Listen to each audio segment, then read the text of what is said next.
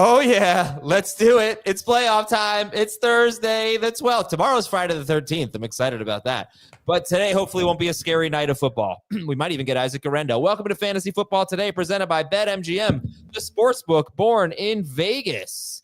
So I just want to give out a few stats here. We have, I think, some really intriguing games this week, especially on today's slate. You don't have to listen to tomorrow. No, today's really interesting, though. But for the season, the Cincinnati Bengals are averaging right around 285 gross passing yards per game, which leads the NFL. That's not including sacks, not taking sacks out. 285. Since the Eagles' bye week, 9 games ago, the Eagles are averaging about 185. So think about that. That's horrible. 185 passing yards per game, 100 less than what the Bengals are averaging for the season. That's the Eagles in their last 9 games. Speaking of Joe Burrow, he's the only quarterback to throw for more than 257 yards against the Chargers this week. Can Baker Mayfield get there this season? Can Baker Mayfield get there this week? And if you're interested in a Jets running backs are averaging 29.8 carries per game against the Jaguars in Jacksonville's last 6 games. So those are some of the things we're going to be talking about today. Good morning, Heath. Ready for the playoffs? I'm very excited. I think we are getting Isaac Guerendo tonight. Adam Schefter reporting that Guerendo says he's good to go, just like he said on Sunday. They just were being extra precautionary with him. And I'm fired up, ready to start him in the playoffs. Can I get some of my fab back for Patrick Taylor? You cannot. No refunds. Jamey, starter sit Isaac Guerendo tonight. It's always a little dicey when you get one of these situations, right? Where a guy's hurt, doesn't practice, comes into a game, short week. Are we going to see peak Isaac Guerendo, or are we going to see a split? I mean, I guess you have to start him, right? It depends on what you have on your team. I haven't updated my rankings. I don't know where you put him, Heath, but he'll probably be around 20 to be safe. I'm and listen, I could get fooled. This could look dumb, but I'm just going to believe what he said after the game on Sunday and what we're here reading in Schefter's tweets this morning. And I'm just going, even if you projected him for 15 carries, he's averaging 5.9 yards per carry and facing a defense that gives up 4.6 or 4.7 yards per carry, and it's the 49ers. The most athletic running back to ever test at the combine, 100% starting him. Top 12. Here's a question from our guy, Robert Thomas. Guerendo tonight or wait on Zach Charbonnet? It's easy. Has to be Guerendo. If Walker doesn't practice today, I'd wait. Okay. All right. If you have any Guerendo questions, fire away. You know, I was debating between Patrick Taylor and Ramondre Stevenson in a league, and that was going to be really hard for me. Now, obviously, it's going to be Stevenson. This is all assuming that Guerendo's in. But if I had Guerendo, I would not hesitate. I would start Guerendo over Ramondre Stevenson. In other words, I view Guerendo better than I viewed Patrick Taylor. Oh, of course. Yeah. Even though Guerendo's coming in with an injury. Obviously, if he were healthy, that would be a no-brainer. But we still, with the injury, we still view him better than Taylor. It's been one of the most mysteriously reported injuries that I can remember because, again, after the game, he said, I'm fine. It was just precautionary. We've got a game on Thursday. In the next 2 days, we heard high ankle sprain. We heard foot sprain. He didn't practice for 2 days. And then the day of the game, Adam Schefter's like, he says he's fine. Says he feels good. He did practice yesterday, though, right? He was limited yesterday, I thought. Even better. It was a walkthrough that it was a walkthrough that they designated him as limited. He did not practice. Okay, fair enough. I don't believe they practiced all week. So a few Guerendo questions here from the chat. Guerendo or Malik Neighbors? Neighbors. Guerendo for me.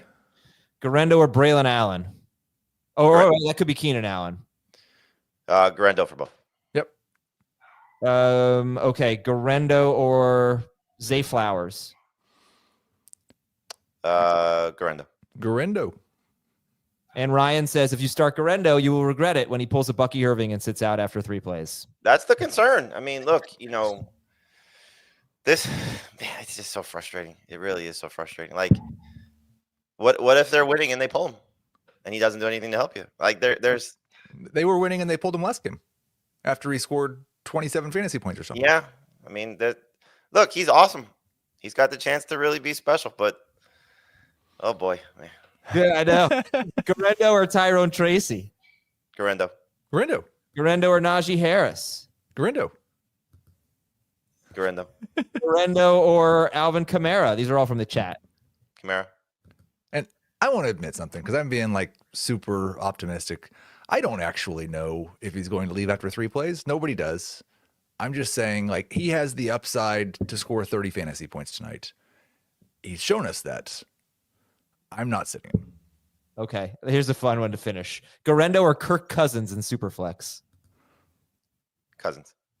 That's a good one. I'd probably, if Cousins in 6, Guerendo in 4.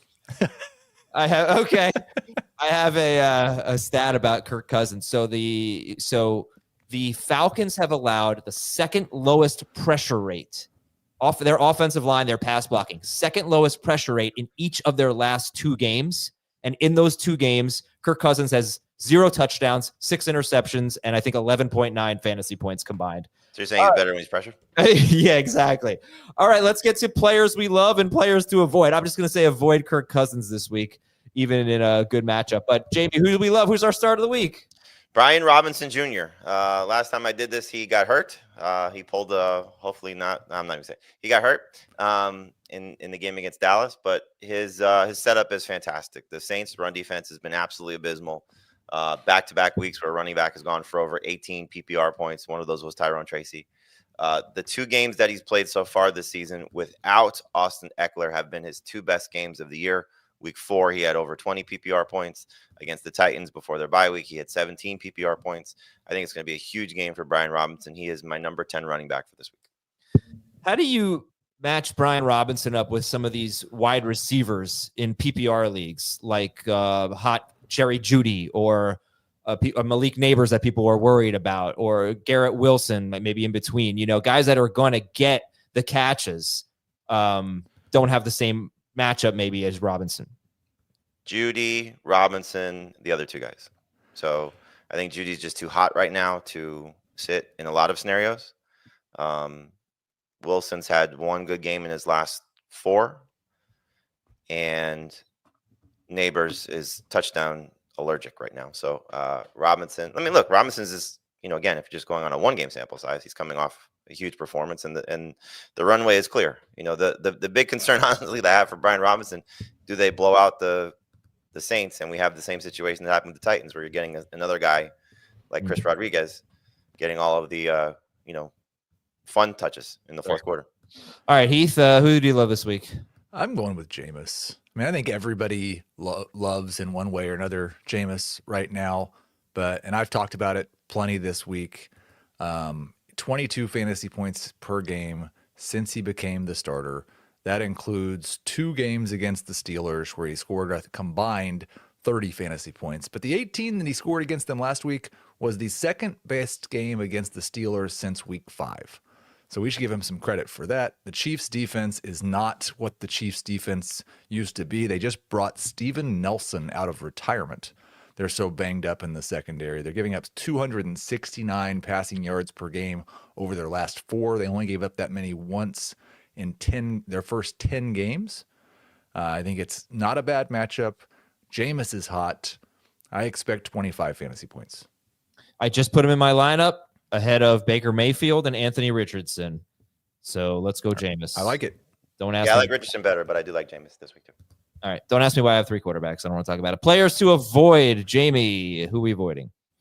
Let's see. I would like to avoid Tyrone Tracy this week. I just think the setup is going to be tough for him. You know, in a game where they're huge underdogs, offensive line concerns, and he hasn't exactly been getting the carries. Now, he did get the catches last week, but now you're back to Tommy DeVito. I just think this offense is a complete disaster right now. That, you know, you're hoping for Tracy, you're hoping for Neighbors. This team is coming off a bye in terms of the Ravens with fresh legs. So hard to sit someone like this, but I think it's going to be a difficult game for him. If he doesn't score and he's not getting 5 catches, which we've seen at times during his run this year, I think it's going to be tough for Tracy this week. And Heath, who are you avoiding? I'll stay in the same game, and it's kind of the same story. It's Isiah Pacheco. I do love the fact that he seems to have already taken over the backfield from Kareem Hunt. He's not quite been the same as a rusher, but the bigger problem is that the Chiefs' rush rate has just plummeted the last month, at the same time as the defense isn't as good as it used to be. They were basically a 42% rush team, which is middle of the pack early in the season, the first 10 weeks. The last 4 weeks, 33% of their offensive plays have been run plays. You know they're going to be behind in the fourth quarter, and Samaje Ryan will be out there running the 2-minute warning to try to catch up. Pacheco is not a top 24 running back for me. I would start Tyrone Tracy over him. Yeah, for the Chiefs in their last 7 games, they are either first or second in the NFL in pass attempts, and I believe they've run the most plays in the NFL, but they have the fourth highest pass rate in the NFL. And I thought Jamey brought this up yesterday on CBS Sports Network. Like, if they get to the 1 yard line, is it get Kareem Hunt a touchdown against his old team? Yeah, that would be annoying. All right. Well, we will talk about all this on Sunday morning to help you out. If you need some more lineup advice, please join us Sunday morning at 11:30 a.m. Eastern. We will, we will answer your questions for almost 90 minutes. It's just a fun Q&A. Me, Dave, and Heath, although I will not be on for all of it. Jamey will be on CBS Sports HQ at 10 a.m. Eastern on Sunday, and that not for the entire 3 hours, but you'll get some great football and fantasy advice there on CBS Sports HQ beginning at 10 a.m. So youtube.com/fantasyfootball today at 11:30 a.m. Eastern. CBS Sports HQ, watch it on the CBS Sports app at 10 a.m. Eastern. Let's do some news and notes here. Tommy DeVito, as Jamey mentioned, will start for the Giants. Drew Lock is injured right now, so probably not as, in my opinion, not as good for Malik Neighbors because he was getting some more explosive plays with Drew Lock. I think statistically the big problem is probably just not as many plays that go forward. Tommy DeVito has one of the most insane sack rates of any quarterback ever, 11% this year, 16% last year. That's the percentage of the times that he drops back that he gets sacked. I think Drew Lock was closer to 9%. So yeah, more sacks, fewer passes, not good. Okay. So they played one game together. Obviously, that's the only game that DeVito started. It was the game against Tampa Bay. He had 9 targets, 6 catches for 64 yards. Yeah. I'll probably still get targets. It's just right. I mean, Ravens DST, hooray. Aiden O'Connell might play on Monday. They haven't released the practice report yet. They will do that today. He probably won't practice today, but O'Connell still might play. Joe Burrow has a knee injury. He says he's going to play. Will Levis apparently looked good in practice, so it looks like he's going to play against Cincinnati. Will Levis had the lowest ADOT, or air yards per pass attempt, of his career last week, and he stunk. So probably get back to airing it out. Justin Herbert has a thigh contusion and an ankle sprain, and we talked about him as potentially a tough call because he's got Tampa Bay and hopefully gets McConkey back. McConkey was limited, but you got to assume he's not going to be able to run as much. That had been a big part of his success when he had that great 4-game stretch. He even talked about how it really hurt him against the Chiefs last week, just not able to run as much. So thigh contusion and an ankle sprain for Herbert. If you guys think I'm wrong about that, please jump in. Derek Carr has a concussion and a broken hand, and we're not expecting him this week. They haven't announced a starter yet for the Saints. Running back news, Isaac Guerendo is pulling a LaRusso. He's going to fight tonight. Ken Walker is day-to-day. You guys can't be feeling optimistic about Ken Walker playing this week, are you? Not at this point. I mean, the good news is that it doesn't seem long-term unless you're a Zach Charbonnet manager and you want to see it be out for a few weeks. But it's going to be frustrating when he comes back because he's obviously not going to be 100% until he is, ready to go, which, doesn't seem like it's going to be this week. And then will they go right back to him as the lead guy? So again, referencing our show yesterday, we have a former Seahawks running back on the show. And Robert Turbin said he thinks that, Charbonnet's earned the chance to get more touches, which makes sense. I will say that in the ultimate revenge playoff matchup, after Jamey beat me by 80 last week, he has Zach Charbonnet. So we're very much hoping for a return of Ken Walker, chop those touches up. Maybe Zach Charbonnet scores like 8 fantasy points. That'd be great. All right. It would go. It would be aligned with how the season's gone for me with that team. Because anytime I get somebody back healthy, that another player gets hurt. So not fun. It's fantasy football for you. Tony Pollard missed practice with an ankle injury. Still expecting him right now. Bucky Irving missed practice, so I can't say we're expecting him at the moment, but things could change. Alexander Madison should play this week, but Sincere McCormick is going to remain the starter. So just to get it out there, you'd start Guerendo over McCormick, right? Yes. Yeah. Okay. And wide receiver news. Sincerely, I would do it. Yeah. DeMarcus, sincerely, you would start Guerendo. Don't confuse people. Demarcus Robinson was limited. We'll see if he's able to play tonight. DK Metcalf practiced in full. I know, Jamey, you said you wanted to see him practice in full. He did. Doing that on Wednesday might be a good sign. We'll preview that game tomorrow. George Pickens likely out. Josh Downs was limited. Sterling Shepard missed practice. Ladd McConkey was limited. Rashad Bateman practiced in full. Cedric Tillman and Romeo Doubs, they're both still in the concussion protocol, but they're making progress. So they have a better chance to play this week, obviously, than they did last week. Cedric Tillman and Romeo Doubs. Noah Brown. Bad news for Noah Brown and the Commanders. Sorry to see it. Likely out for the season, Noah Brown. Tight end news. David Njoku, day-to-day with a hamstring injury. I'm keeping my eye on this one here. Missing a Wednesday practice isn't usually a big deal, so hopefully he's going to be okay, David Njoku. Tyler Higbee not going to play tonight. Evan Ingram missed practice with a shoulder injury. He has a bad matchup against the Jets. And Trey McBride was limited with a knee injury. We'll see. Not going to panic yet on the Wednesday stuff. Trent Williams is out tonight. And it looks like the Lions are going to get Taylor Decker back, their left tackle. Houston offensive guard Juice Scruggs is expected to miss a few games. On defense, Sauce Gardner is going to play. Jair Alexander practiced in full for the Packers. The Giants lost another defensive player. Safety Tyler Nubin's out for the season. Hello, Nubin. Carolina cornerback J.C. Horn is day-to-day as they get Dallas. This is the big one. Denver cornerback Riley Moss missed practice. Doesn't look like he's going to play this week against the Colts, and they were so bad without him. Obviously, that was kind of like an exaggerated performance of how they were without Riley Moss last week. They'd probably be better, but they could use their number 2 cornerback. That was I don't think Jameis, they're going to play right? Levi Wallace. That was 2 weeks ago. Yeah, it was against Jameis. I mean, what's the difference in passing yards per game between Jameis Winston and Anthony Richardson? Like 150? I was the difference in drops between the Browns receivers and the Colts receivers too. Yeah, that's a problem. Reed Blankenship could be coming back for the Eagles. Marshawn Lattimore could make his Commanders debut against the Saints. Wouldn't that be nice? Harrison Butker could play this week. All right, we are going to get to one question for each game very shortly. We'll take a quick break. When we come back, one question for each game. We'll start breaking down the matchups after this. Welcome to JJ's. I'll have a... Wait, there's no way I can get a burger? No chance. But you can have the NFL on CBS streams live on Paramount+. Oh, hang on. There's a toy. All right, one question for each game. Miami is at Houston. So, Heath, who do you think steps up in the Dolphins passing game? Is it a wide receiver week? Is it a tight end week? What do you think? I think it's an everyone but Jalen Waddle week. I think it's a Jonnu week. It's an Achane week. It's a Tyreek week. There's always one guy that gets left out, and we are, I would say, unless Jamey has some more insight, pretty much guessing which guy it's going to be on a given week. I thought Jacob Gibbs' stats on Jalen Waddle against zone defense was enough to speculate that Waddle's the one that gets left out this week. There's one thing you're forgetting. Where's Jalen Waddle from? Oh, is it a homecoming game? Houston, Texas. So it's Tyreek that's getting left out. I think it's going to be a big game for all of them.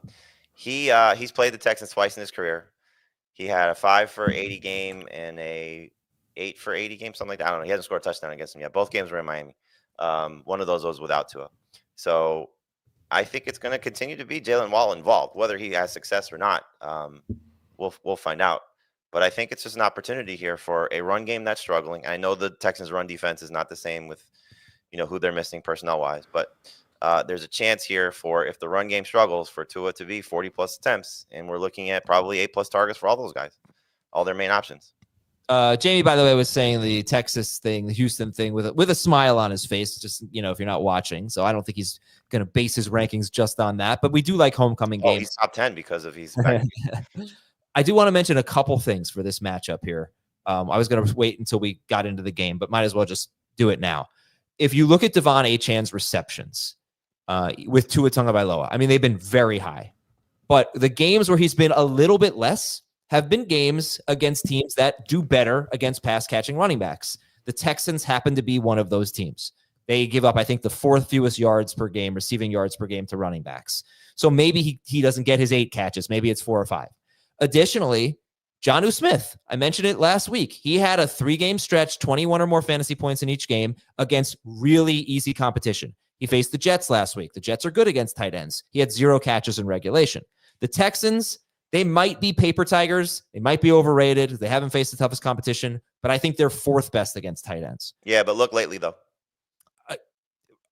Yeah, I'm just saying, like, this might be fewer catches for those 2 guys because it's, for Achane and Jonnu. What are they that bad lately against tight ends? Yeah, I mean, you kept bringing this up, I think, prior to their bye week, but it was the Chig big pass.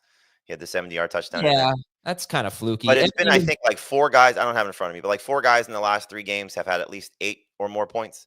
So you're seeing some flaws, and with Petrie not being there, it's some opportunities in a secondary that's not the same. Linebacking core is not the same. So there are guys missing. There's a chance here for, I think, all of them to have some success. I've got at least 11 to 4 straight tight ends. Right, but like Evan Ingram having 7 catches for 41 yards on 9 targets does not tell me that they're bad against tight ends. He did get a lot of targets. I'm not saying sit Jonnu. No, I know what you're saying, but when you're talking about a player like Ingram in the quarterback situation, I believe that was still Lawrence. But you're also talking about this situation's better. These 2 players, Lawrence and Ingram, where they are at that time, are not as dialed in as Tua and Jonnu. I also think, and this makes it really interesting to watch, but really frustrating to predict. Like we talked about it earlier this week, Mike McDaniel and DeMeco Ryans know each other very well. Yeah. Came from the same coaching staff. This is one of the best chess matches of the season. What's Ryan going to take away?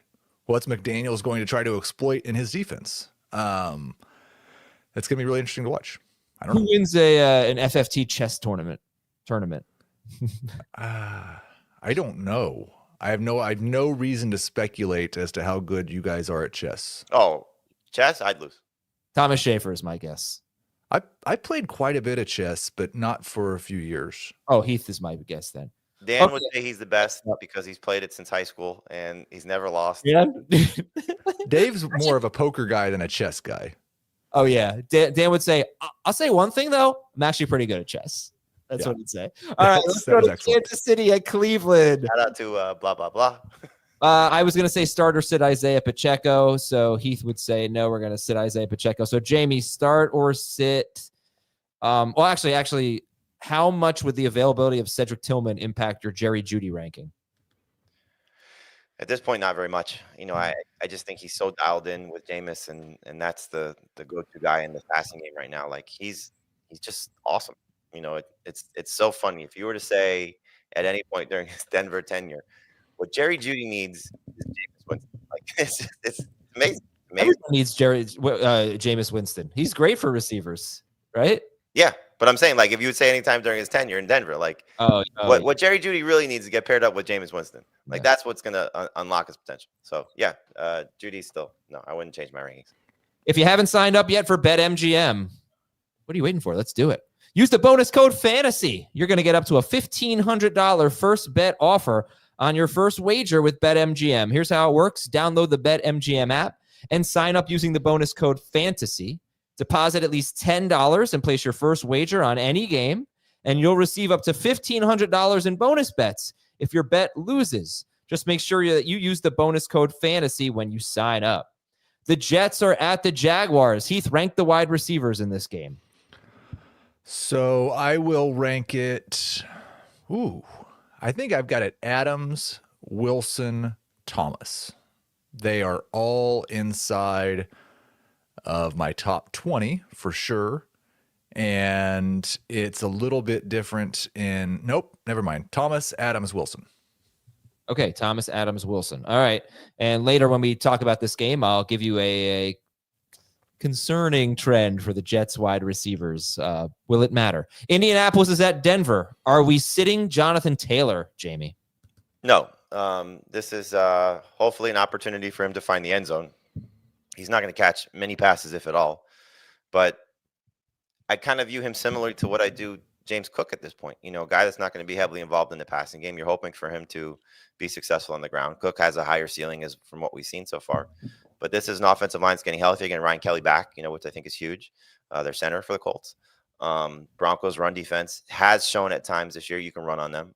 I think they'll be committed to it. I think the Colts offense is going to show up here. I just don't think the Denver defense is going to be able to shut them down. Now, obviously, there's the potential of Anthony Richardson and his turnovers. But if he plays under control like we've seen lately, there'll be a couple of chances for, Jonathan Taylor to hopefully fall into the end zone. He's a number 2 running back. He's one of the bigger busts this year, but he certainly still has a chance to help your fantasy. And I will say, like, for someone who was drafted in round 2, like I would sit him obviously for Charbonnet if Walker's out. I would sit him for Guerendo tonight. I would sit him for Brian Robinson. Sit him for Rico Dowdle. So there's a lot of guys you might have had behind him that you might start over him. Yes, you can certainly sit him, but I still think he's a number 2 running back. That's probably the line for me in terms of Guerendo where I'll put him. I have Taylor right now at 20. Guerendo right in front of Taylor. Okay. Pittsburgh at Philadelphia. Is Saquon Barkley the only easy start in this game? I don't think many people are sitting Jalen Hurts. You could look at like my rankings, for example, he's like 8th. So you can have guys that are better than him, for example, but I don't think many people have those situations. Like if you drafted Hurts and Brock Purdy, sure, I would start Purdy over Hurts this week, but I don't think many people are doing that. Yeah, I'm starting Hurts. I'm starting AJ Brown. I'm starting Saquon Barkley.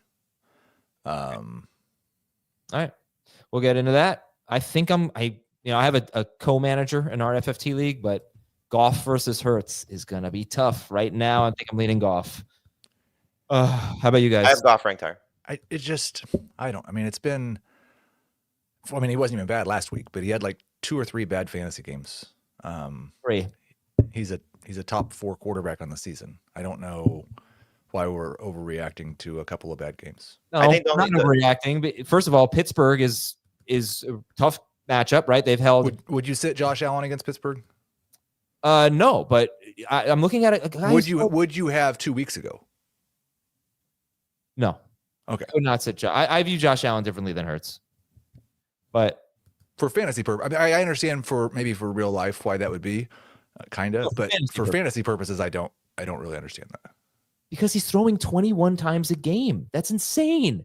And there is an obvious trend. When Saquon Barkley scores rushing touchdowns, Jalen Hurts struggles. When Saquon Barkley doesn't score rushing touchdowns, he doesn't struggle. Saquon Barkley got to the 1-yard line twice last week, couldn't get in. Hurts got in, then he got extra 6 points. Otherwise, he's at 22 points. He's just not throwing enough. There's not enough passing. Well, he also leads the NFL in rushing yards or rushing touchdowns. Yeah, you got to get that. But and he gets the carries from the 1-yard line, which is huge. But I don't know. I'm saying I hate him, but I'm looking at Goff in this matchup against Buffalo. Could be the highest scoring game of the week. There's a case to be made there. I wouldn't sit him for Jameis. I wouldn't, I wouldn't, but I think I could see it. All right. Anyway, Tampa Bay's at Los Angeles. Starter sit Baker Mayfield. Low end starter. Yeah, he is behind Jameis for me, but he's top 12. Atlanta's at Las Vegas. Rank the wide receivers in this game. The top 3. London, Myers, Mooney. Yeah. And London is a top blank wide receiver. 15. 5. And Myers is top 12. Ooh. Regardless of quarterback. I don't really I know Desmond Ritter's not good. Aiden O'Connell's not good. Gardner Minshew's fine. Okay. Cincinnati at Tennessee. Starter sit Calvin Ridley. Number 3 receiver. Yep. Okay. Boy, what a matchup, though.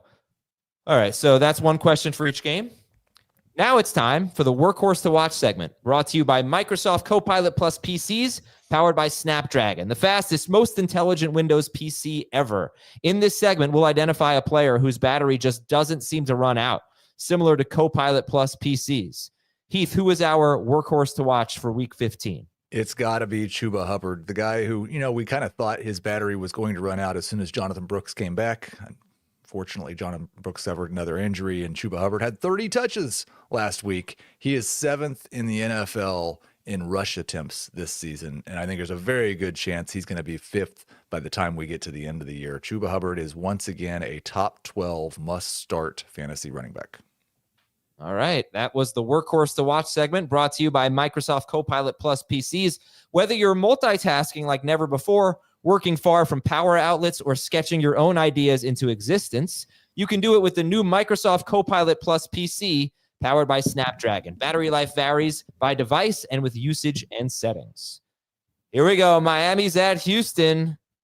So I already broke down all the who's going to get the targets thing. We just don't know. But does it mean that you're not worried about Tyreek Hill at this point, that we feel good about him at least? Not worried at all. I'm starting him. Okay. Heath, you have Tua 14th. Jamey has him 7th. Dave has him 4th. And the difference between, like I said at the beginning of the week, the difference between 8th and 20th is almost nothing. I may even get Tua into my top 12 when I make adjustments this afternoon. I've expressed a little bit more concern that Ryans is going to have an answer in this game coming off of a bye. The Dolphins are 3-point underdogs and only have an implied total of 22, which is pretty low considering how well this offense has been playing lately. And again, it comes back to the other thing, like how many passes do you project for Tua when he's averaged basically 40 passes per game in regulation the last 4 weeks? And that seems like, well, he got at least 40. But the 3 weeks before that, he was averaging 31 passes per game. That wasn't predictive at all. So is the 40 predictive now? Yeah, he's actually the number 2 quarterback per game in the last 4 games in 6-point per passing touchdown leagues. Jamey has Tua ahead of Jalen Hurts, although Jamey, I would assume in 4-point per passing touchdown leagues, you would not do that. Correct. You'd go with Hurts. We're going to start Devon Achane. Tyreek Hill is going to be in lineups, although Heath has him 18th. Dave and Jamey have him in the top 5. All right, you want to talk a little bit more about Jalen Waddle? There is a big gap. It's a 10-spot gap. Jamey's got him as a top 30 guy. Heath top 40, but no one's got him in the top 24. How about Guerendo or Waddle in PPR, Jamey? I'd probably go Guerendo. Heath would definitely go Guerendo. Yeah, I think the problem with Waddle is it's not even as long running as the Tua hot streak. In the 4 games that Tua has been the number 2 quarterback in fantasy football, Waddle has 12 targets in one game, 4 in another, 9 targets in one game, 3 in another. He is the ultimate boom bust flex that could make our rankings look dumb. He might finish top 20 this week. He could also, like he did 2 of the past 4 games, score single-digit PPR fantasy points. You acknowledge that concern, right, Jamey? Oh, for sure. It's been 11 plus games though in 3 in a row. He had 11 against the Patriots. So you're looking at 11 plus what? He had 11.3 at the Packers. I didn't see the 2-point conversion. Yeah. He had 28 points against the Patriots. Yeah. I'm sorry.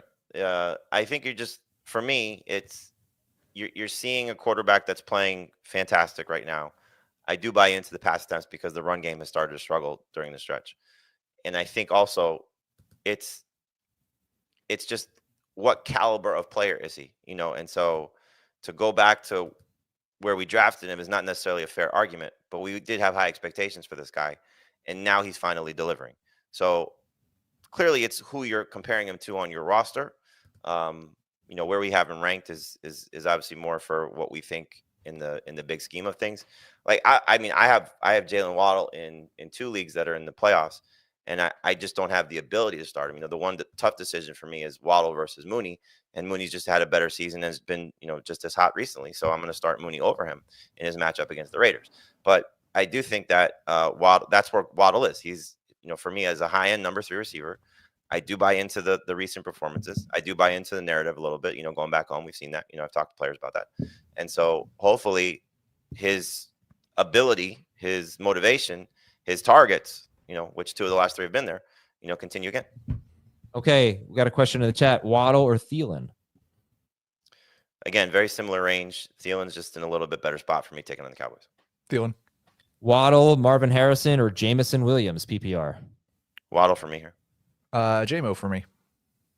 Okay, and let's go to Jonnu Smith here. He's a must-start guy. He's top 5, top 6 in PPR. Start him.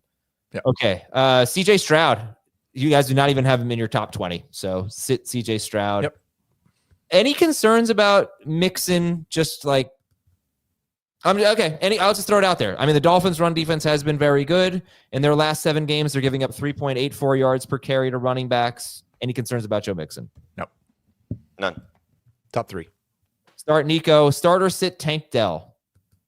I think you got to sit him. I mean, he hasn't scored a touchdown since week 6, I believe. It's been a while.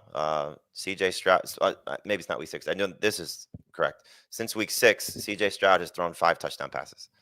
So to expect him to throw multiple touchdown passes, I think is a little bit of a reach. Hopefully he does, but just with Nico back, without Nico, it's just been a struggle for him to find the end zone consistently multiple times. He's got 5 interceptions over that stretch also, so he's been turnover prone. And Tank Dell struggled. Look, he hasn't been successful in his last 2 games going into the bye. That was against Tennessee and Jacksonville. We know those are very easy matchups, at least lately. And so just based on what he's done, no team's on a bye. It's tough to say he's a starter in the playoffs. Well, and you mentioned, Adam, like concerns about Joe Mixon. He has 3 more targets than Tank Dell the last 2 weeks. Yeah, he gets about 4 targets or more every game, Joe Mixon. Tank Dell, and then you can say, well, this game's going to be a shootout. Well, in 5 or 6 games where the Texans have allowed 26 or more points, Tank Dell has not scored more than 11.2 PPR fantasy points. It just has not mattered. And now pretty much all of the end zone targets are going to Nico Collins. So start Nico, sit Tank Dell. Any interest in Dalton Schultz against this Dolphins team that's really struggling against tight ends? Like Evan Ingram's been struggling, for example. Would you start Dalton Schultz over Evan Ingram or Kate Otten? Nope. I'm pretty close to starting him over both those guys because you look at what he's done recently, and he's been in that 9 PPR point range, in 3 of his last 4 games. So he's getting opportunities. He's coming off of his best game, which was against Jacksonville prior to their bye week. And you mentioned it, Adam. The Dolphins really stink against tight ends. It was Tucker Kraft. It was Hunter Henry. Obviously not Tyler Conklin, but he was involved. And so there's a chance here, just based on opportunities that he's been getting, around 7 targets. At least that's what he had against Jacksonville.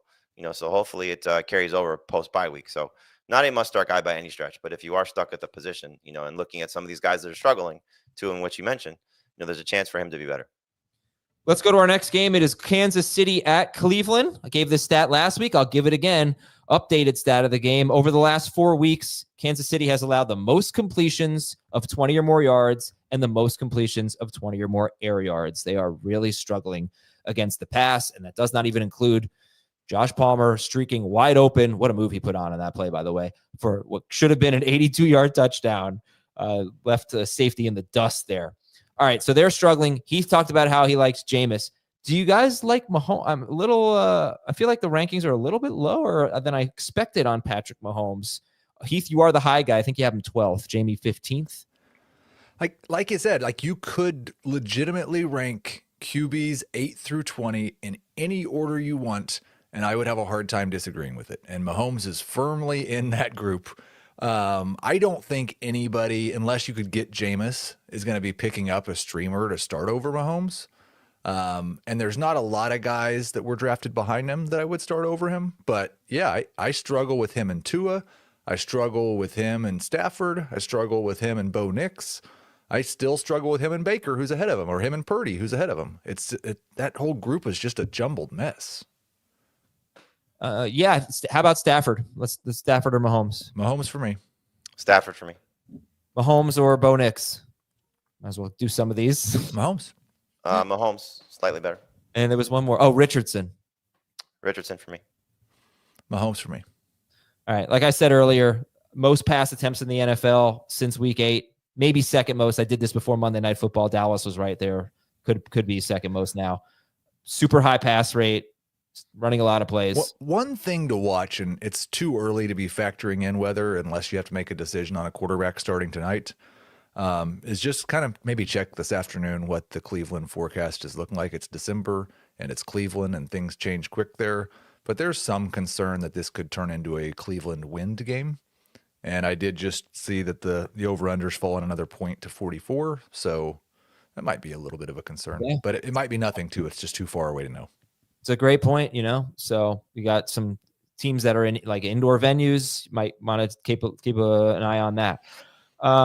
We don't really want to start Pacheco. Would you start Pacheco or Braylon Allen if Breece Hall's out? Pacheco. I have Pacheco just barely ahead of Braylon Allen in full PPR. Okay. But you like Davis better than Allen, right? I think I have Davis. I think I have it Davis, Pacheco, Allen. They're all very close. Yeah, I would go Pacheco over the Jets guys. What about DeAndre Hopkins? Any interest in Hopkins? He's, firmly entrenched in that number 3 receiver category. I think you're hoping for a touchdown because I don't think there's going to be much more to that. But as we've seen from this Browns secondary, they give up big plays. You can't really go based on last week because Pickens wasn't there and the receiving core was decimated. But you saw some opportunities, where Mike Williams was open. They tried. Russell tried. I just think Hopkins is, kind of is what he is at this point. A guy that's going to probably lead the team in targets or lead the receiving core in targets, And if he scores, you're happy with the 12 to 15 points he'll give you. If he doesn't score, you're probably going to be really disappointed. I've got him right behind Waddle and right ahead of Debo. So that's the category. That's the area. All right. Start Travis Kelce. Noah Gray or Dalton Schultz if I'm desperate. Schultz, yeah. All right. We like Winston, but we don't love Winston, but he's in that discussion. Jamey, you like Winston or Mahomes? I know. Oh, actually, I'll ask both of you. Winston or I think Heath, you said Winston. Right? I did. And I would go Winston over Mahomes also. Okay. And he throws downfield against a team that gives up a lot of big plays. It's a good matchup. Let's just hope the weather cooperates. We are not even considering Nick Chubb or Jerome Ford, right? No, but Ford has out-snapped Chubb 3 of the last 4 games. And if they're behind, which again, it's the Chiefs, they always let teams play with a lead. But if they're behind, we could see a little bit more of Ford. And if the weather's bad, those dump-off passes. I think Ford's best game from a receiving perspective was the snow game against Pittsburgh. And speaking of best games from a receiving perspective, for Elijah Moore, it's been anything but Pittsburgh. But if you look at Elijah Moore in good matchups, he's been a guy that you could start. Now, let's talk about this receiving core because Cedric Tillman trending in the right direction. But Heath, break it down for me. How do you feel about the Browns receivers? Judy's a must-start wide receiver no matter who plays. Elijah Moore is a high-end number 3 wide receiver if Tillman is out. Tillman's a high-end number 3 if he plays, and that makes Elijah Moore a low-end number 3. I mean, if you look at Elijah Moore, it seems like the trend is very clear. It's good game, bad game, good game, bad game, good game, bad game. And so he's due for a good game. It's been 16.5 PPR fantasy points or more every other week during the Jameis Winston era, and he's due for the good one. But the other side of that is it's like, I think he fits perfectly in the Jalen Waddle category. Nobody should be surprised if Elijah Moore scores 16 plus fantasy points. No one should be surprised if Elijah Moore scores 5 or fewer fantasy points.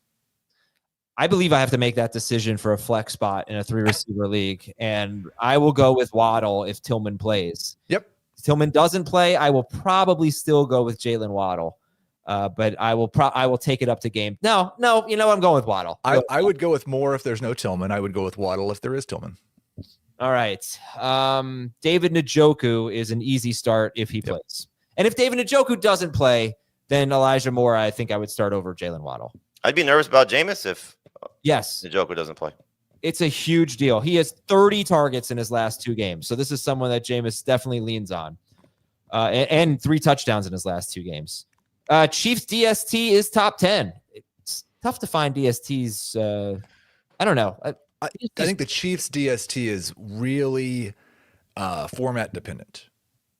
Yeah, they're going to give up points, but they're going to get turnovers. They're going to give up points. And some of our leagues, like it's yards too. Like if you can get into the negatives based on points and yards, then they may not be a great matchup. Oh, but there's so much upside for the pick sixes. There is. All right, let's see. What is our next game here? Our next game is Jets and Dolphins. All right, Jets and Jaguars, rather. That was last week, Jets and Dolphins. Jets at Jaguars. Is this a tough game for you, Jamey, to break down? Because I find it to be a little bit difficult, and mostly because after 3 straight terrible games for the Jets passing game, I don't want to fully buy back in after one really good game at Miami. How do you feel about this game? I mean, I feel much better since they're coming off a good game and now they're playing the Jaguars. Like there's, remember we were talking about Rodgers' upcoming schedule and how we could buy into him? Well, you don't have to buy into Rodgers per se, but you should buy into the receivers. I think what we saw last week is probably something to hope for rest of season, because I don't think you can expect him to throw multiple touchdowns consistently. I think what you're looking at is one guy scores, one guy has over 100 yards, and that's the best case scenario for them. It's a matter of who you think is going to score. And right now, Devontae Adams is doing a better job of finding the end zone. You look at the last 2 games for Garrett Wilson, he's had 10 targets each of those last 2 games. You look at what Adams has done really the last month, it's just been a lot of targets and, again, finding the end zone a couple of times. So the way Heath has it ranked, I think is appropriate. I have Wilson slightly ahead of Adams just because I think he's going to, once he gets going, he's going to get going a little bit.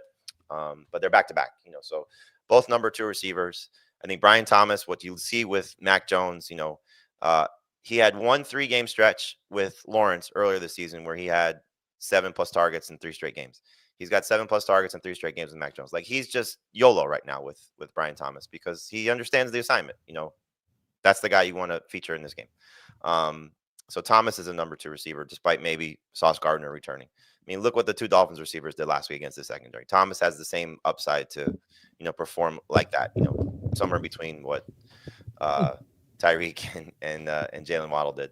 So those are the easy starts. The running backs, I think, are flex options if it's not Breece Hall. Number 2 running back, if it is Breece Hall, at this point, I would expect Breece Hall not to play. I have Braylon Allen slightly ahead of Isaiah Davis, as we said earlier. I know Heath likes Davis better than Allen. And then really for the Jacksonville backfield, like, why would you risk it? There's just no consistency there where you're hoping for either what you saw last week from Travis Etienne, which was his 2nd best receiving total of 50 yards, or Bigsby scoring. So it's just a little risky right now for those guys. Who's your favorite running back in this game? Allen? I have the 2 Jets guys ahead of the 2 Jaguars guys. Heath? Yes, I agree. It'd be Davis for me. Davis. Okay. I just want to tell you why.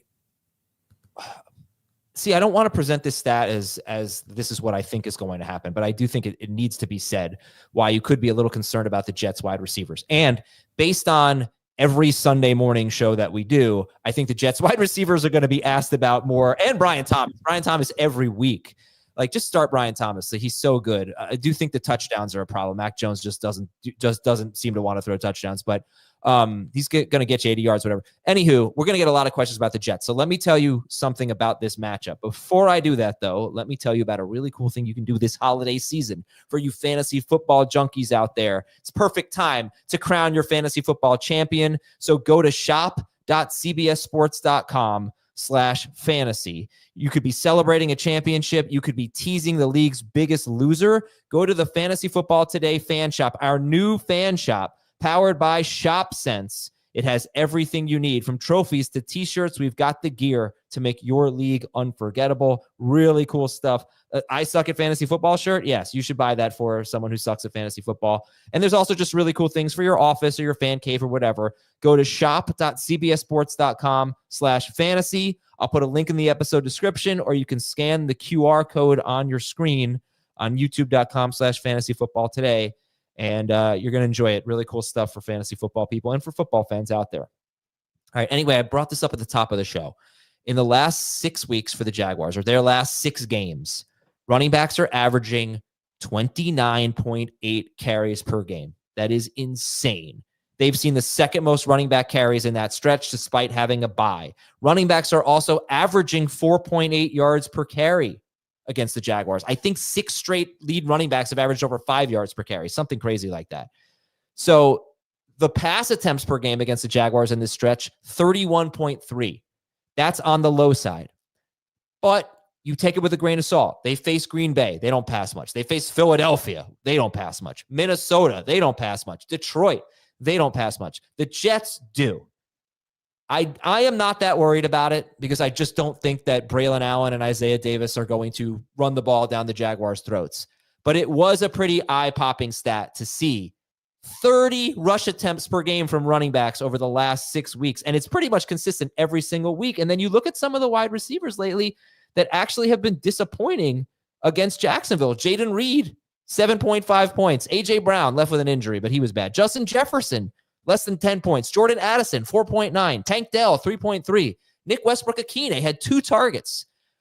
I know these guys aren't Adams or Garrett Wilson, but they've done worse than what we've expected. Going, oh, they got Jacksonville, great matchup. So I just want to know what you guys think about that. The fact that wide receivers are just not getting that many targets lately against Jacksonville, and if that concerns you. They've played 2 games since the bye. Calvin Ridley had 12 targets. Nico Collins had 11 targets. Garrett Wilson and Devontae Adams are both top 12 or top 20 wide receivers. I think top 18. I think if it was Breece Hall, peak Breece Hall, then maybe we have a concern here. We're talking about 2 backup running backs that, I don't think have that type of upside compared to the running backs or the teams that you just mentioned. Yeah. And I agree. But to counter Heath's point, like, yes, Nico Collins and Calvin Ridley did get those targets, but Tank Dell was bad. When I actually think Tank Dell's been bad all season. I know, but it was Jacksonville and Nick Westbrook-Akine getting 2 targets. Yeah, but that also plays into, to real life stat. Will Levis busted up his shoulder right at halftime, so who knows what that would have looked like. You mentioned it, his lowest date out of the season, so he clearly was not right. All right. So you guys are not concerned about that, and that is fine. Are you concerned about Evan Ingram in against the Jets, who give up the 6th fewest fantasy points to tight ends? Very much so. Yeah. All right. Jamey said he's kind of close to Dalton Schultz over Ingram. Any other Hunter Henry over Ingram for sure, right? Henry over Ingram, Ertz over Ingram, Ferguson over Ingram, Kraft over Ingram. Like, this is not a good situation for Evan Ingram right now. Mac Jones has not been good for Evan Ingram. No. All right, we're going to take a break and talk about, the Jets DST is startable, low-end starter. We're going to take a break and talk about the Colts and Broncos, another game I'm really looking forward to. We'll be right back on Fantasy Football Today. CBS Sports HQ, giving you college football coverage unlike anyone else. We're talking Big Ten. Pre- and post-game coverage. Are you encouraged with the way that this team responded? Along with breaking news. A lot of movement in the rankings this week. Highlights and expert analysis. That streak could be in jeopardy here. Sure. What was your main takeaway from this game? How impressive was his domination? That really changed the football game. Let's go ahead and have some more fun. Another wild ending. The chaos continues. Turn to CBS Sports HQ. Colts and Broncos. Before we get into the quarterbacks, super interesting discussions to be had about these quarterbacks. Who are the easy starts, slam dunk starts in this game? Courtland Sutton. Yeah, the easy one, yeah. Broncos DST? They're startable. I don't think it's easy. I mean, we've highlighted some teams that were on, like, I'd start the Commanders over them. I'd start the Ravens clearly over them. They were available on waivers this week in a lot of leagues. Okay. All right. So then let's get into the quarterbacks. Which one do you like better? And Heath, you can start first. Talk about Bo Nix and Anthony Richardson.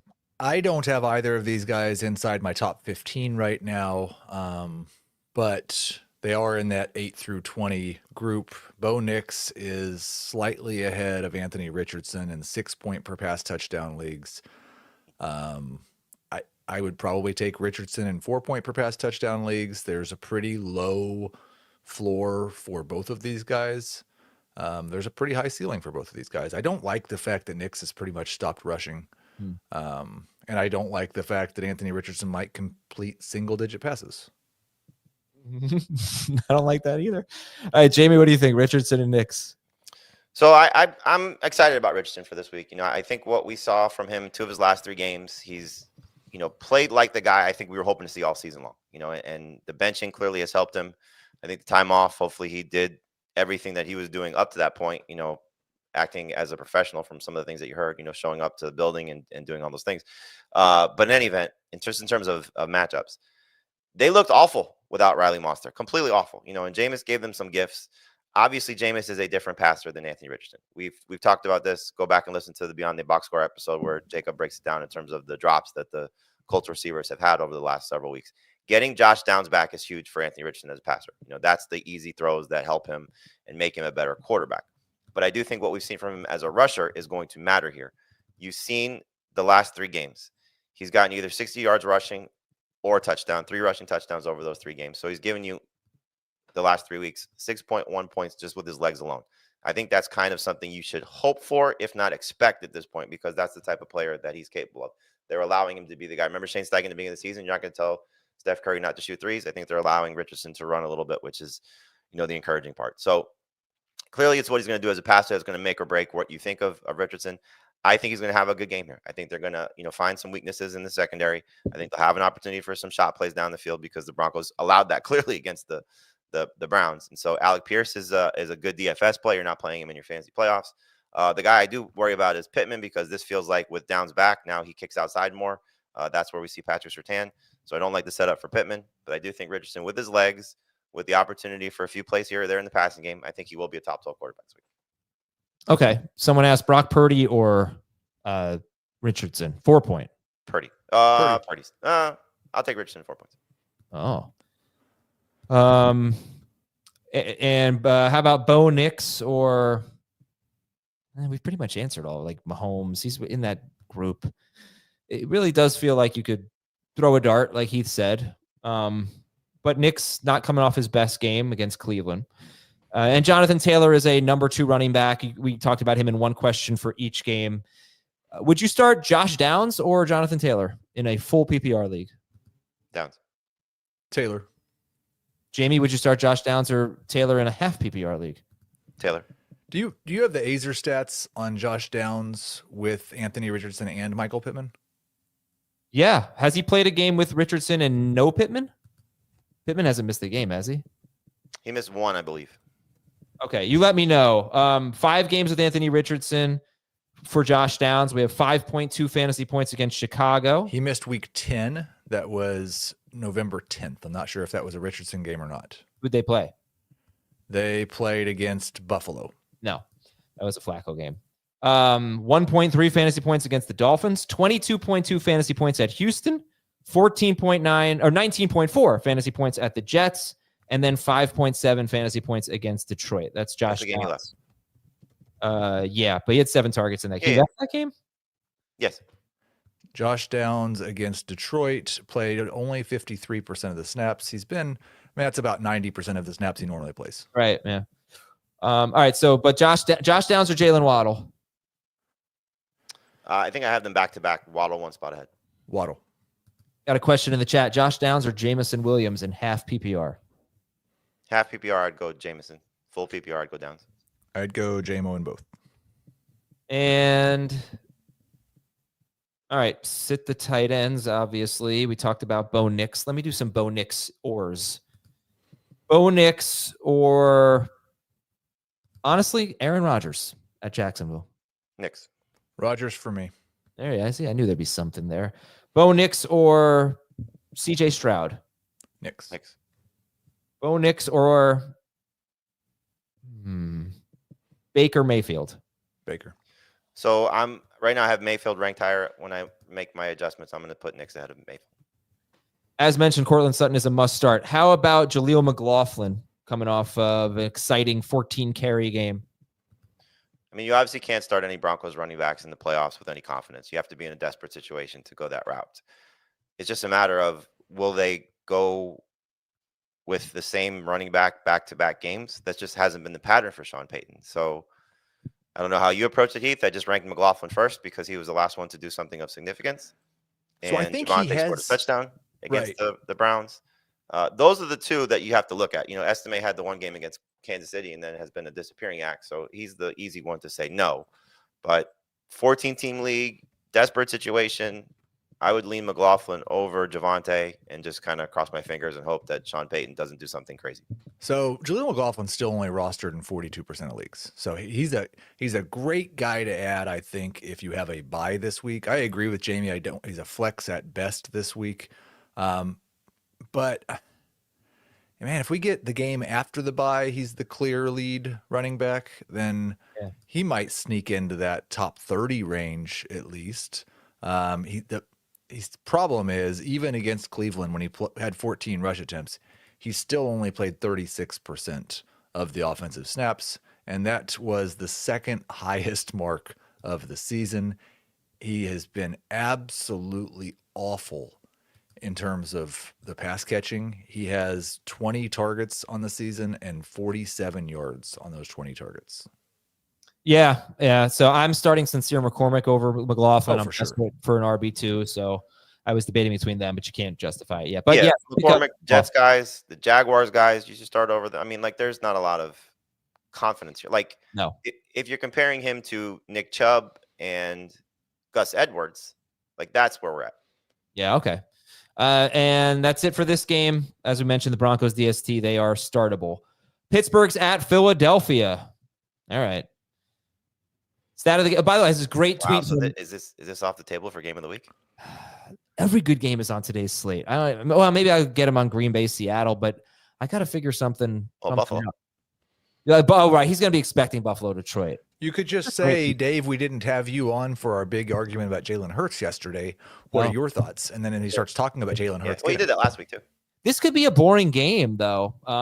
It really could. So, yeah, what's this? The total is 42.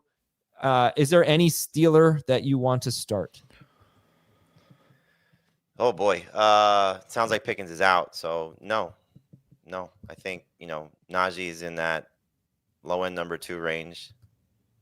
Jalen Warren's a flex. Najee or Taylor? Taylor, slightly ahead of Najee. All right, so let's just focus on the Eagles here. And first of all, to knock this out, DSTs. You like the DSTs in this game? Eagles over the Steelers, but prefer to avoid them. Yeah, I think that's, they're both top 12 for me, so I'm probably just starting them. All right, and Freiermuth or Ingram? Ingram PPR, Freiermuth half and none. Yeah, Ingram for me. Calcaterra or Ingram? Ingram. All right. Start Barkley. Now let's get to the fun stuff here. Let's talk about the passing game. So Heath, you're all in. Jalen Hurts. I wouldn't say I'm all in, but I did go look because I wanted to make sure that I just wasn't like basing this all on the pre-bye stats. Like you mentioned, I think it was since the bye how low his pass attempts have been, and he's only thrown in his last 9 games 193 passes. And in that stretch of 9 games, he is QB4, averaging 26.6 fantasy points per game.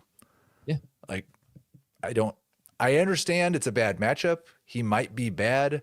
I'm not going to sit a guy who's been an elite fantasy quarterback for 3 years and an elite fantasy quarterback over this stretch that he's not throwing the ball enough, especially when we got a squeaky wheel game from A.J. Brown.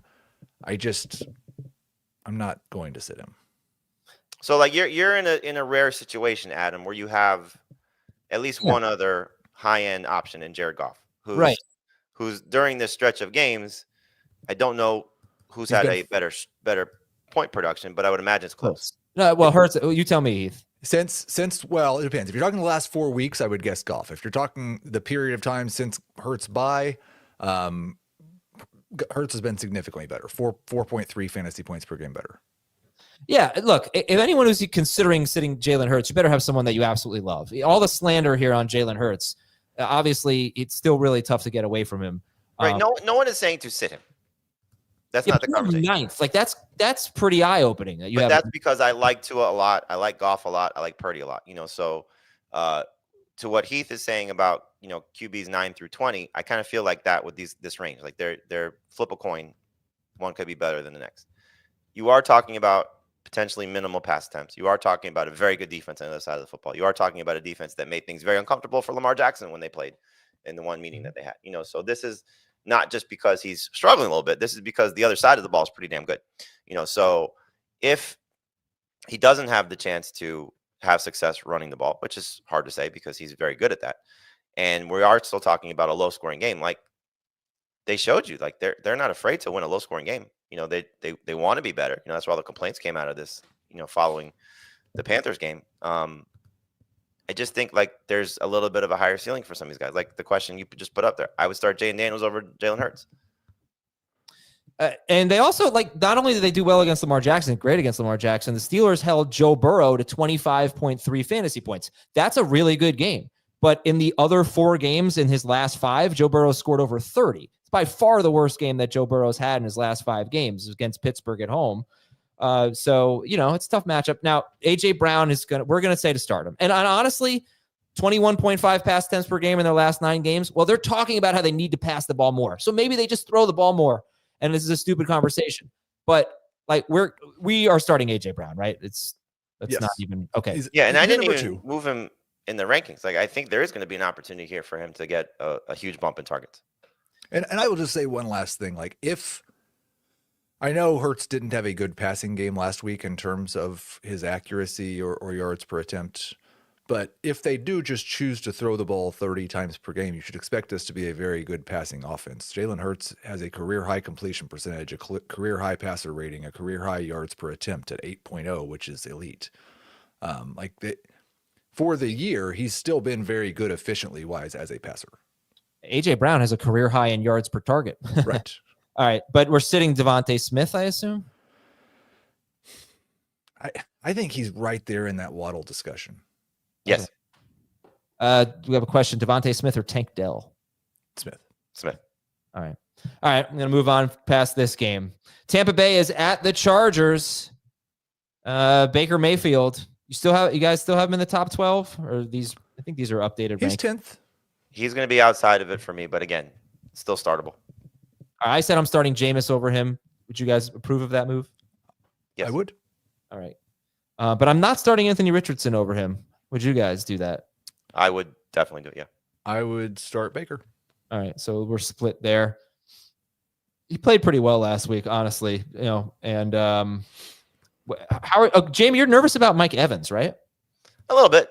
I mean, you haven't seen the, oh my God, there's no God when he's getting, everything and it's going to work out for him. I mean, he's had a couple of disappointing games. Well, 2 weeks ago, he had 26 points at Carolina. I'm sorry. So it's two of his last three. Yeah. You're right. I'm sorry. I was wrong. I forgot he came back for the Giants game. 2 of his last 3 have been disappointing. And did Dan say? I thought Dan said on Monday that he said he was playing hurt, like not 100%. So it looked like there was one game or one play last week where he got sort of wrapped up a little bit and tackled, and he came up seemingly uncomfortable. And I was watching the game with Logan Ryan, one of his former teammates. He was like, "Oh, he doesn't look right." And who knows? I mean, look, he's an old receiver that's playing through potentially still a hamstring injury to some extent. But when we're talking about concern for Mike Evans, I think it's good to quantify what we're talking about. We still have him way ahead of the Jalen Waddle. Yes. Or I do the way ahead of the Jalen Waddle, Devontae Smith concern, guys. Yes.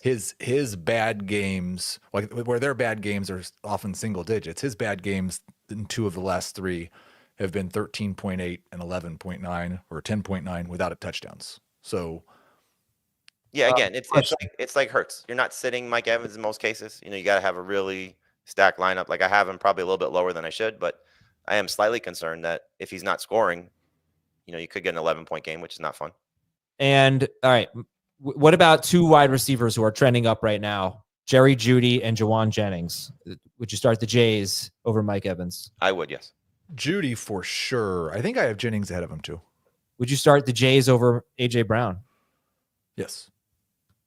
Probably should, but I don't have it ranked though. I just think that we're going to get this squeaky wheel game. Starter sit Rachaad White. Must start if Bucky Irving's out. Yes, extremely must start. All right, we'll update you. I'm going to assume Bucky Irving's out. If he practices today, we'll talk about it tomorrow. But Rachaad White is a must start guy. It's tough though, like Rachaad White or Chuba Hubbard, Rachaad White or Rico Dowdle. Rank those 3. Hubbard, White, Dowdle. In full PPR, I've got it White, Hubbard, Dowdle. All right. Kate Otten, low end starter, maybe high end backup. High end backup. Justin Herbert looks like I'm gonna say it looks like McConkey's gonna play, but he practiced all last week, so I don't know. But he already practiced on Wednesday. We talked about Herbert a lot yesterday. You guys have him as a mid range, like 15th ish. I think I'm gonna drop him a couple of spots. I definitely feel like I definitely want to start Stafford over him tonight. So at least one spot. Should sit the running backs and then sit Stone Smart and running backs for the Chargers. I do think I don't know that we've talked quite enough about Stone Smart. Just because Herbert's had a 22% tight end target share this year. Hayden Hurst is on IR. Will Dissly's out.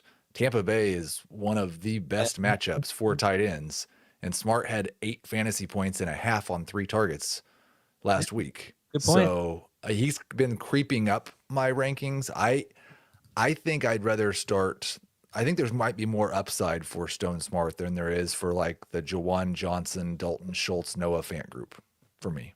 Great point. I mean, Tommy Tremble and Michael Mayer have had 68 or more yards in the last 2 games against the Buccaneers. So good point there. Jamey, talk about the Chargers wide receivers. McConkey is a low-end number 2, high-end number 3 receiver. The reason I say that is because how healthy is he? You know, if he was 100% healthy, he's clearly a must-start receiver. But you have to be a little bit concerned. If he's out, then Quentin Johnston and Josh Palmer are very good number 3 receivers, as we saw last week. You know, Johnston is going to probably need a touchdown, but there still would be some opportunities for him to make some big plays down the field. Obviously, Palmer had 9 targets, 6 catches, 78 yards. You talked about this quite a bit. There was an opportunity for a huge play that Justin Herbert missed him on. So based on the secondary, if McConkey plays, you could still consider Johnston a number 3 receiver because, again, Tampa Bay without Antoine Winfield, that's huge. That factors into Smart as well. You know, the best safety arguably in the NFL not playing. And we've seen it. You know, Tampa Bay gives up a lot of production to wide receivers. They're top 10 in most fantasy points allowed to the position. So there's still some opportunities for Palmer and for Johnston if McConkey's out there, which is why I think, you know, it's hard to just completely give up on Justin Herbert because these guys are going to have to make plays. They cannot run the ball. So it's on Justin Herbert to have to, you know, win the game, and we'll see if he can. Okay. But you like Johnson better than Palmer if McConkey were out? I like Johnson better than Palmer just because I think he's been locked into his role. You know, it was 2 target difference, you know, last week. Palmer basically filled the McConkey role to some extent, which is nice. But Johnson still, I think, is going to get some more red zone opportunities. And I would say even if you don't want to start Debo, you have to start Debo over Johnston and Palmer tonight because of the chance that McConkey might come back. I don't know if I agree with that just because the matchup's so good for those guys. Like, you know, Debo's been bad in good matchups. He's been bad in bad matchups. Like, these guys could still have success. Palmer, fair. Yeah, you can start him over Palmer just because Palmer will probably not be as reliant. Like, Johnston's had still touchdown opportunities with McConkey on the field. Yeah. Here's a one. I haven't clicked too many questions today, but Smart or Pitts? Like, I have Smart ahead of Pitts right now. I would definitely start Stone Smart over Kyle Pitts. That's great because we're going to our next game. Atlanta's at Las Vegas. Now, my goal for today's show was 1 hour and 10 minutes. Can we do these next 2 games in -2 minutes? Let's see how we do here. Atlanta at Las Vegas. So don't start Kyle Pitts. Don't start Kirk Cousins. Start Bijan Robinson for sure. And Heath, how do you feel about Drake London? I'll give you a quick wide receiver comparison. Drake London on the year is wide receiver 20 per game in non-PPR, 16 per game in full PPR. Darnell Mooney is wide receiver 23 per game, 3 spots lower than Mooney in non-PPR, or than London in non-PPR. 26 per game in full PPR, 10 spots lower than Drake London. Mooney leads the team in receiving, though. He has 19 catches of 20 or more yards compared to 5 for Drake London. But Mooney has 1 end zone target. Drake London has the second most red zone and end zone targets in football. How do you feel about these guys this week at Las Vegas? I think that the targets finally pay off for Drake London. He's been kind of disappointing the last couple of weeks but he's still getting such a huge number of targets, just getting peppered. I think that continues and it pays off against the Raiders. And Drake London is a must-start top 12 wide receiver, and Darnell Mooney is a very high upside number 3 wide receiver. All right, most people are going to start London, so let's do some Mooney, or I gave you that trio of running backs, Rashad White, Rico Dowdle, and Chuba Hubbard. They're easy to start over Mooney, right? Yes. Yep. How about over London? I would start White and Hubbard over London. I would start London over Dowdle. It's almost impossible for you to be, and for me to have Drake London in a flex conversation. Okay. Like, he's starting at wide receiver for me. I'm not comparing him to running backs. Here's a question from the chat. DK Metcalf or Jacoby Myers, but I'll throw Mooney in there as well. Would you start Myers or Mooney over DK Metcalf? Myers, Mooney, Metcalf. Myers, Metcalf, Mooney. Okay. Sit Pitts and sit the quarterback for the Raiders, whoever it might be. How do you feel about Sincere McCormick, Jamey? I think he's a flex option, low-end number 2 running back in a very similar range for me with Pacheco and Tracy and the Jets guys. You know, the work is great. We have not seen him with Madison. So if Madison does play, we'll see how that all plays out. Like you said, the report is he's going to be in a backup role. Madison is. So yeah, it'll be an interesting, situation. If they're chasing points, will they go to Madison like we saw a couple weeks ago with Abdullah? Last week, McCormick was in that role, but I think he's earned enough of an opportunity here that you can say, okay, at least a flex option if you're stuck. I think Pierce actually said that the reason Madison didn't play last week was a numbers game. I think he might have just been a healthy scratch. Okay. But he might, like, if he does play, it does complicate things. Right now, we're not ranking Madison. I've got McCormick ahead of the Jets, ahead of the Jags.